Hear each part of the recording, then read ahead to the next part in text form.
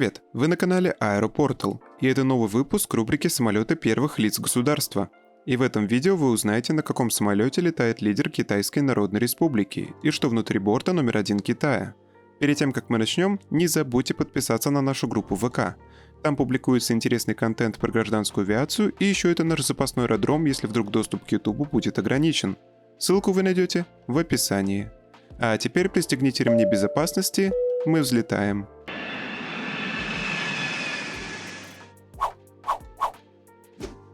Начнем с ответа на вопрос, какой самолет используется в качестве борта номер 1 КНР.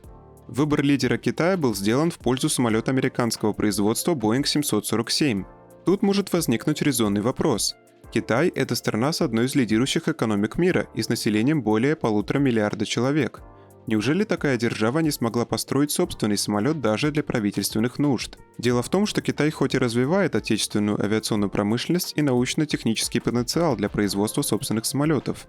Однако китайская авиационная промышленность сосредотачивалась в основном на производстве военной авиации и коммерческих вертолетов, и самолетов гражданской авиации китайского производства попросту не было.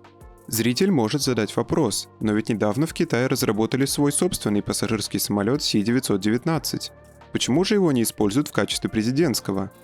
Действительно, китайская компания Comac разработала и успешно выпустила в серийное производство пассажирский среднемагистральный самолет Си-919.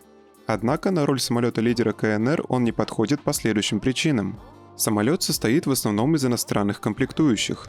То есть, в теории, самолет лидера Китая могут попросту лишить возможности технического обслуживания из-за прекращения поставок комплектующих, что лишит его возможности выполнять полеты и выполнять свою главную функцию – перевозку лидера Китая. В свою очередь, для Boeing 747 найти необходимые детали и осуществить техобслуживание возможно сейчас практически во всем мире, что также дает ему в данном вопросе преимущество и лишает надобности отправку резервного борта с авиационными запчастями следом за основным, как, например, делают при полетах Ил-96 президента РФ для предотвращения возможных сложных ситуаций.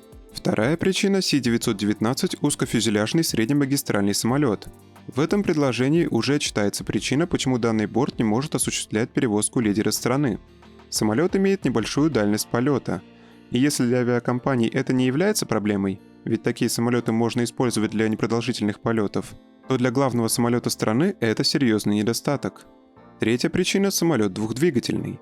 Такие самолеты, как я уже сказал ранее, выгодны для выполнения гражданских полетов, поскольку им нужно немного топлива, но для борта номер 1 такой державы, как Китай, это небезопасно, поскольку существует риск отказа двух двигателей.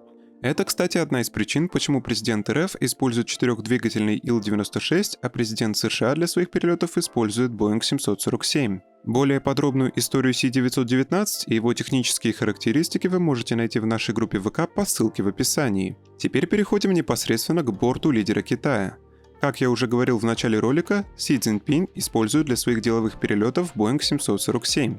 И тут следует отметить, что в качестве борта номер 1 Китая используется не отдельный правительственный самолет, а борт крупнейшей китайской авиакомпании Air China. Работает это следующим образом. При необходимости перелета лидера КНР один из двух самолетов, их бортовые номера у вас сейчас на экранах, переоборудовывают под нужды полета такого уровня. Самолет тщательно проверяется службой безопасности первого лица государства.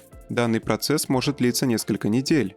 И только после этого отправляется на переоборудование, в ходе которого в салоне демонтируется часть кресел, а вместо них появляется просторная гостиная, спальная комната и кабинет.